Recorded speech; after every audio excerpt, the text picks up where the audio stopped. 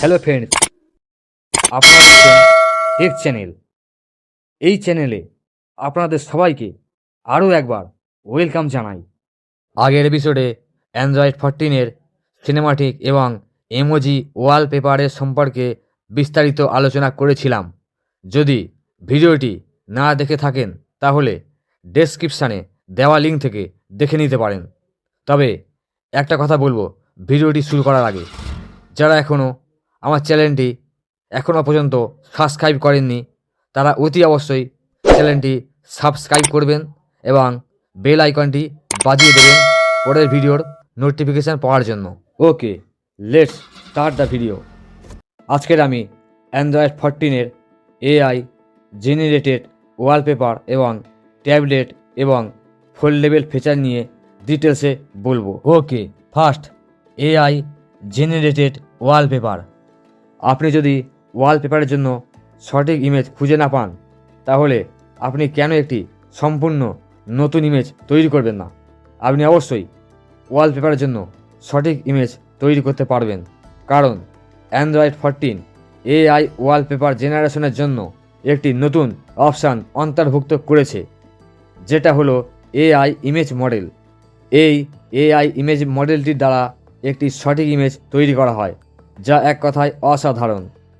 এই AI image মডেলটি অনেকটা ডলি 2 বা স্টেবল ডিফিউশনের মতো কাজ করে। স্টেবল ডিফিউশন মানে হলো স্থিতিশীল। এখন আপনাদের মনে প্রশ্ন আসতে পারে, ডলি 2 কিংবা স্টেবল ডিফিউশনটি কী?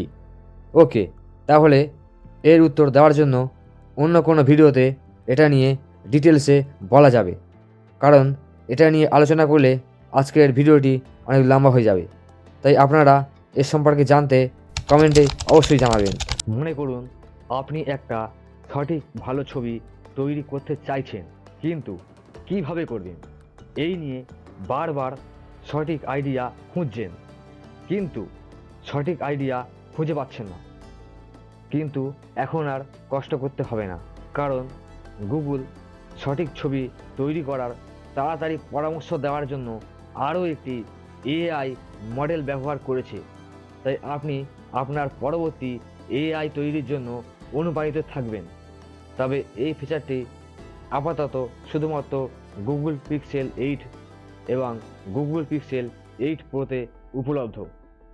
যদি কেউ এই মুহূর্তে গুগল পিক্সেল 8 ব্যবহার করে থাকেন তাহলে এটি অ্যাক্সেস করতে প্রথমে হোম স্ক্রিনটি অনেকক্ষণ ধরে টিপুন এবং ওয়ালপেপার এবং স্টাইল অপশানটি সিলেক্ট করুন, এবং তারপর আরেকটি অপশান আসবে যেটা হলো চেঞ্জ ওয়ালপেপার। এই অপশানটির উপরে ক্লিক করুন এবং তারপর আরেকটি অপশান আসবে, সেটা হলো ইউজ এআই। এবার এই ইউজ এআই ফাংশানটি সিলেক্ট করুন, তাহলেই হয়ে যাবে।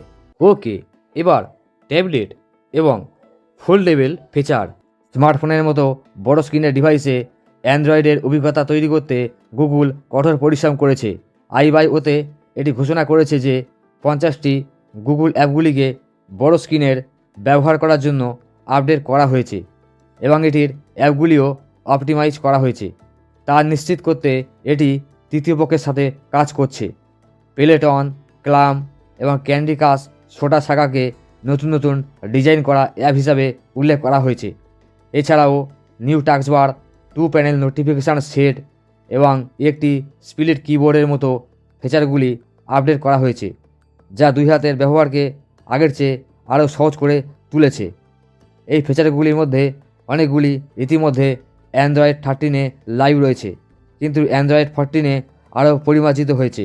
ডেভেলপার নোটস বলে যে নতুন উইন্ডো আকারের class, sliding panel layout, activity embedding এবং সীমাবদ্ধতা সহ বক্স এখন অ্যাপ ডেভেলপারসদের জন্য উপলব্ধ। ওকে ফ্রেন্ডস, আজকে এই পর্যন্ত। পরের পর্বে বাকি ফিচারগুলো নিয়ে বিস্তারিত আলোচনা করব। যদি ভিডিওটি ভালো লাগে তাহলে একটা লাইক দেবেন এবং কমেন্টে আপনাদের মূল্যবান মতামত জানাবেন, এবং টেকনোলজি সম্পর্কিত ভিডিও পেতে চ্যানেলটি অতি অবশ্যই সাবস্ক্রাইব করবেন এবং পাশের বেল আইকনটি বাজিয়ে দেবেন পরবর্তী ভিডিওর নোটিফিকেশন পাওয়ার জন্য। Thank you for watching my video.